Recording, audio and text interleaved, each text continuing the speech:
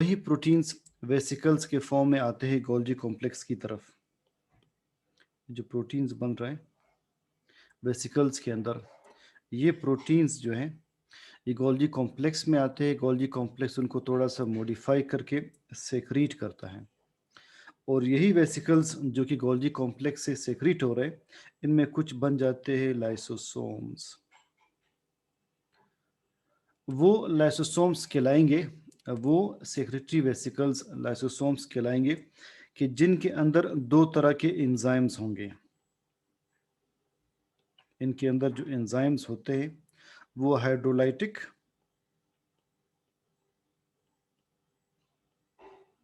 Enzymes होते हैं, like proteinase, lipase और अमाइलेज, ये सारे के सारे एंजाइम लाइसोसोम में हो सकते हैं। और acid phosphatases, hydrolytic enzymes and acid phosphatase, ये दो तरह के एंजाइम्स लाइसोसोम्स में होंगे। तो लाइसोसोम्स खुद बन रहे आर यार के ऊपर, और जब ये प्रोटीन्स आते हैं गोल्जी कॉम्प्लेक्स में, एंजाइम्स भी प्रोटीन्स हैं, तो गोल्जी कॉम्प्लेक्स उनको थोड़ा सा पैकेज करके उनके साथ कार्बोहाइड्रेट ऐड करके उनको सेक्रीट कर रहा है। जैसे गोल्जी कॉम्प्लेक्स से ये लाइसोसोम्स रिलीज होते हैं, ये कहलाते हैं प्राइमरी लाइसोसोम्स। इनिशियली हम इन्हें कहते हैं प्राइमरी लाइसोसोम। तो ये फेज इसका होगा प्राइमरी लाइसोसोम का। अब जैसे बाहर से एक फूड पार्टिकल एंटर होगा फूड वैक्यूल के फॉर्म में, इस फूड वैक्यूल को लाइसोसोम इनगल्फ करेगा, तब ये बन जाएगा secondary lysosome. Now it becomes secondary. तो प्राइमरी और सेकेंडरी लाइसोसोम में क्या फ़र्क है? Before coming in contact with food it is primary lysosome. As it comes in contact with a food particle it becomes secondary lysosome. अब इस food vacuole को lysosome के एंजाइम्स डाइजेस्ट करेंगे। जो पार्टिकल्स डाइजेस्ट हो जाएंगे वो पार्टिकल्स साइटोप्लाज्म में आ जाएंगे। जो पार्टिकल्स डाइजेस्ट होंगे वो साइटोप्लाज्म में आ जाएंगे, और जो पार्टिकल्स डाइजेस्ट नहीं होंगे उनका क्या होगा? मुझे कुछ पार्टिकल्स ऐसे हैं जो डाइजेस्ट नहीं हो रहे हैं, वो इसी बॉडी के अंदर रहेंगे। अब इस बॉडी को हम कहते हैं रेजिजुअल बॉडी। इस बॉडी को हम कहेंगे residual body. What is residual body? A lysosome that contains undigested particles. It is, मैं इसे अलग से एक पेज पर एक्सप्लेन कर लेता हूँ। See, it is lysosome.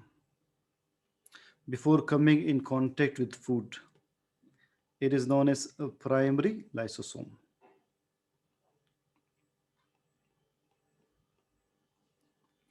Now, as it engulfs a food particle, let's suppose it is food particle. Now, this lysosome becomes secondary lysosome.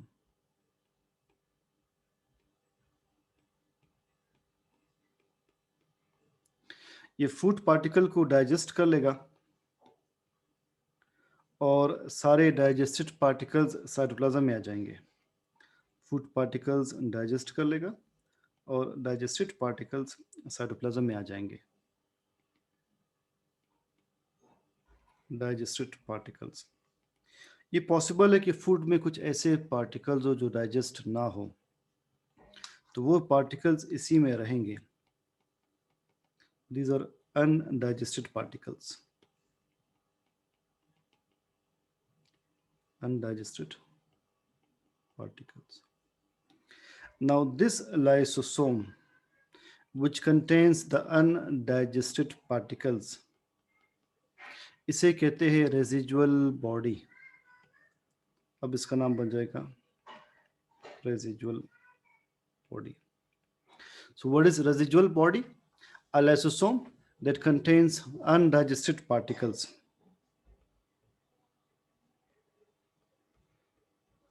A lysosome that contains undigested particles. उसके बाद क्या होगा, उसके बाद दो पाथवेज हैं, दो पॉसिबिलिटीज हैं। ये रेजिजुअल बॉडी आकर अपने अनडाइजेस्टेड पार्टिकल्स बाहर सेक्रीट कर सकती है, बाहर एक्सक्रीट कर सकती है, दे आर एक्सक्रीटेड। एक पॉसिबिलिटी ये है, वन।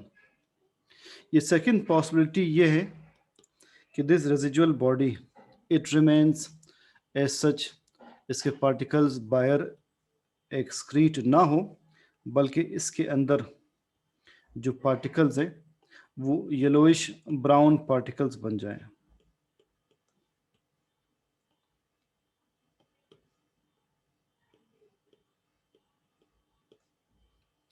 इसके इनसाइड पार्टिकल्स येलोइश ब्राउन बन जाए।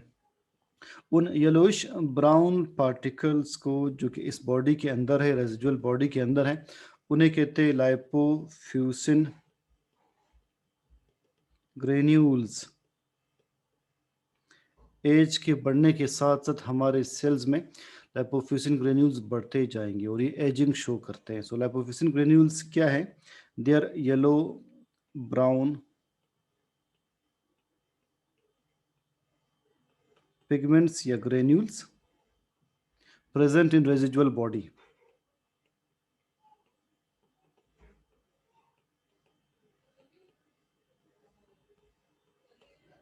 तो इस टॉपिक का ये थोड़ा सा डिफिकल्ट पार्ट है। Primary lysosome as it is released, ये secreted from Golgi apparatus as it engulfs food particle और अ फॉरेन पार्टिकल, दोनों हो सकते हैं। It becomes secondary lysosome. Secondary lysosome का नेक्स्ट फेज ये होगा कि अपने एंजाइम्स के जरिए फूड डाइजेस्ट कर लेगा। डाइजेस्टेड पार्टिकल्स साइटोप्लाज्म में आ जाएंगे, अनडाइजेस्टेड पार्टिकल्स इसी बॉडी के अंदर रहेंगे। Now this body becomes residual body, a lysosome that contains the undigested particles।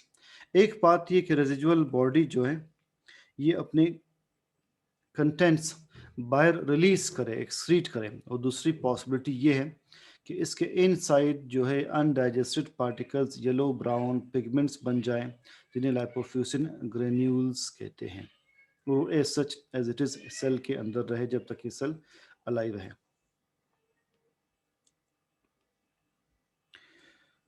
So formation of lysosomes कहाँ पर होती है? लाइसोसोम्स खुद बनते हैं on RER, on ribosomes of rough endoplasmic reticulum, ये बनते हैं। सेकेंडरी लाइसोसोम्स एंड फेगोसाइटोसिस, ये भी अपने सारा कंसेप्ट पढ़ा।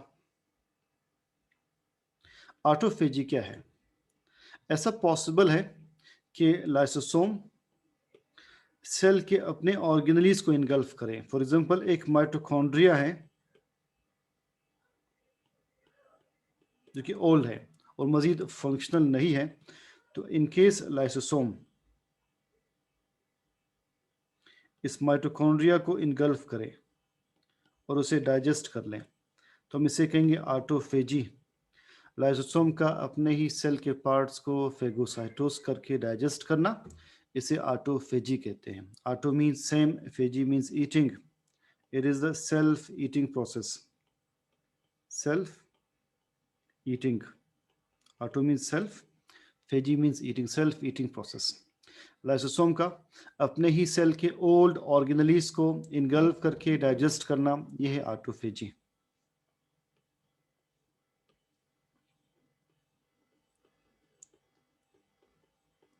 ऑलमोस्ट बुक में लिखा कि हर 10 दिन के बाद माइटोकॉन्ड्रिया हमारे रिप्लेस होते रहते हैं, उनको लाइसोसोम डाइजेस्ट करता रहता है। कंसेप्ट ऑफ लाइपोफ्यूसिन ग्रेन्यूल्स से भी हमने डिस्कस किया। लाइसोसोमल स्टोरेज डिजीजेस, आमतौर पर लाइसोसोम के अंदर एंजाइम्स होते हैं जो कि ग्लाइकोजन को, पॉलीसेकेराइड्स की बाकी फॉर्म्स को, लिपिड्स को, प्रोटीन्स को डाइजेस्ट करते हैं। अगर लाइसोसोम के अंदर कोई एंजाइम बाय बर्थ काम ना करे, बाय बर्थ काम ना करे, लाइक अगर एक एंजाइम है अल्फा 1,4 , अगर ये एंजाइम डेफिशिएंट हो, बाय बर्थ ये ना बने, तो इससे जो बीमारी होगी हमें, उसे कहते हैं ग्लाइकोजिनोसिस टाइप 2 डिजीज़। होगा ये कि हमारे लिवर में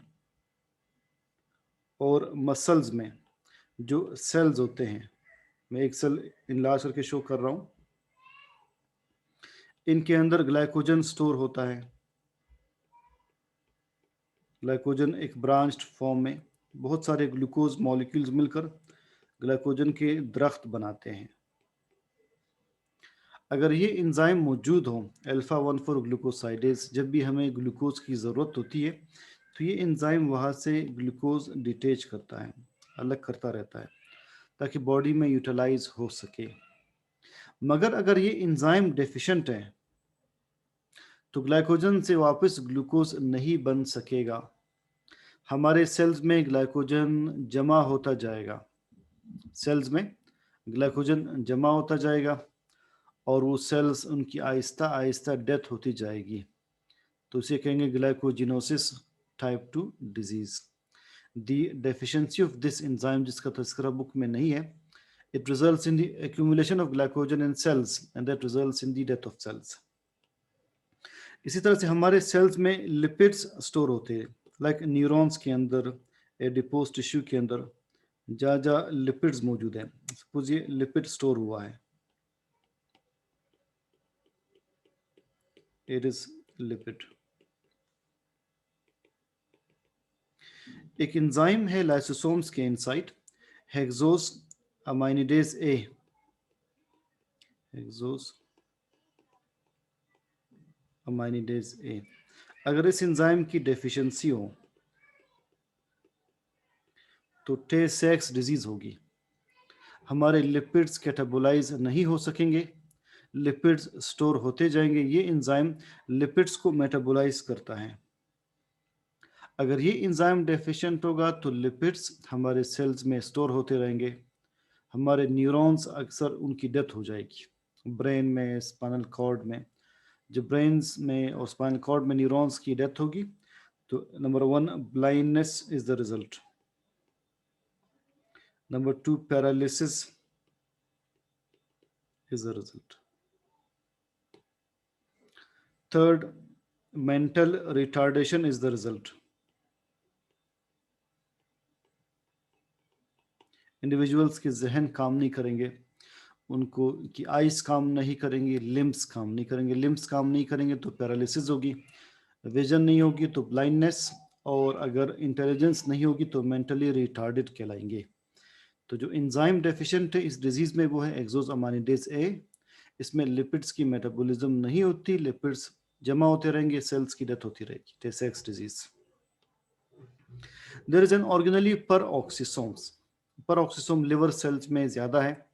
दीज कंटेन एंजाइम्स। कौन से एंजाइम्स इनमें है? इनमें है peroxidase enzyme, catalase enzyme, glycolic acid oxidase enzyme, glycolic acid oxidase enzyme. Normally इन ऑर्गेनलीज का काम यह है कि बॉडी में जो भी फूड होगा, जो भी पार्टिकल होगा, that is oxidized, food is oxidized in the presence of peroxidase enzyme, और उस रिएक्शन में H2O2 बनता है, हाइड्रोजन पेरोक्साइड बनता है। मगर ये हाइड्रोजन पेरोक्साइड बहुत ही ज़्यादा लीटल केमिकल है, it is lethal, it can cause death of cells. तो लिहाजा इस H2O2 को फौरन एक एंजाइम जिसे हम कैटालेज कहते हैं, ये कैटालेज एंजाइम इसे कन्वर्ट करता है ऐसे फॉर्म में जिस फॉर्म में ये ज़्यादा हार्मफुल ना हो, लाइक वाटर में कन्वर्ट करता है, और इसके साथ ऑक्सीजन बनेगी।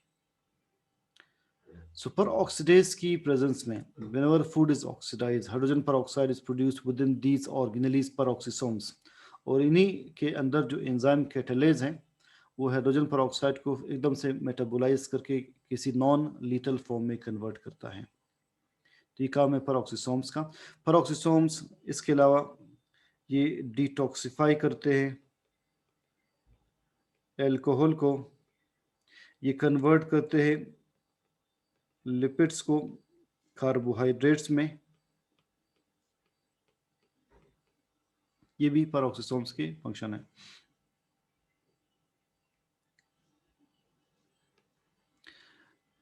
Glyoxysomes, these are organelles only present in plants. So organelles present in plant cells only. इनके अंदर कौन कौन से एंजाइम्स हैं? They contain catalase,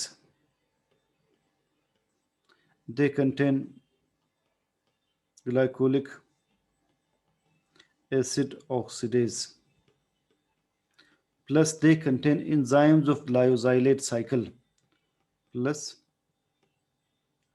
enzymes of glyosylate cycle. What is glyosylate cycle? ये देखते हैं, ये आपकी बुक में नहीं दिया कि सीड्स जब जर्मिनेट करते हैं, इनिशियली जर्मिनेटिंग सीड के अंदर एम्ब्रियो होता है।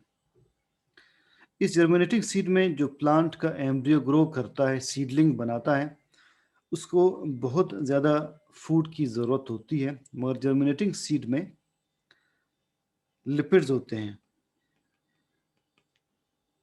तो लिहाजा इन लिपिड्स को सबसे पहले एसिटाइल कोए में कन्वर्ट किया जाता है, acetyl coenzyme A. Acetyl CoA is converted into succinate, succinate is converted into carbohydrates,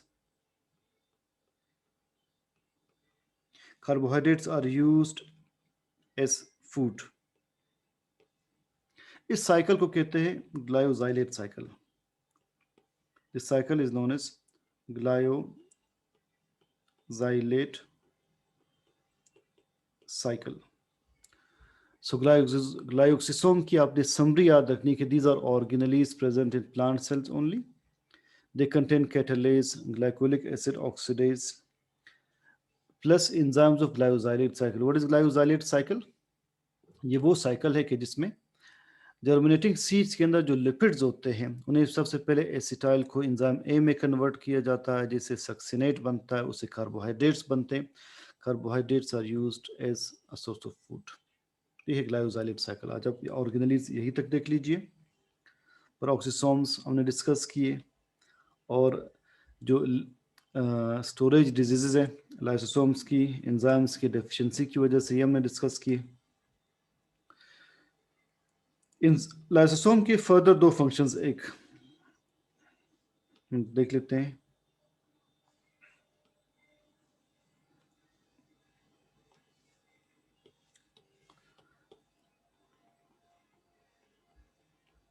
functions of lysosomes.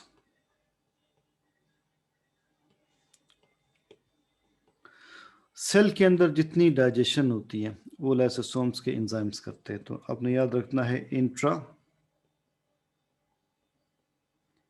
Cellular digestion.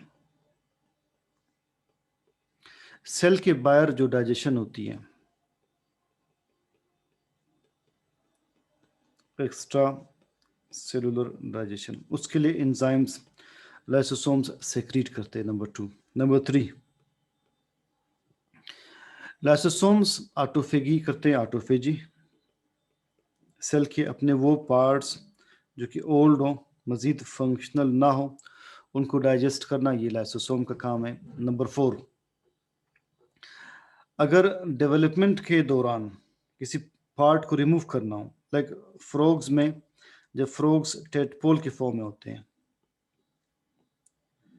Tadpole के फॉर्म में जब होते हैं, तब उनमें एक टेल होती है। इस टेल को उस जगह पर मौजूद सेल्स के लाइसोसोम्स डाइजेस्ट करेंगे। This tail is digested. So when the tail is digested, this is function of lysosome. So degeneration or digestion of parts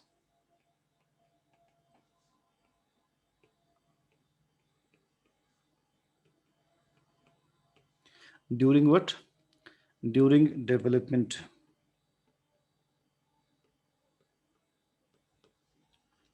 ये भी लाइसोसोम ही का फंक्शन है।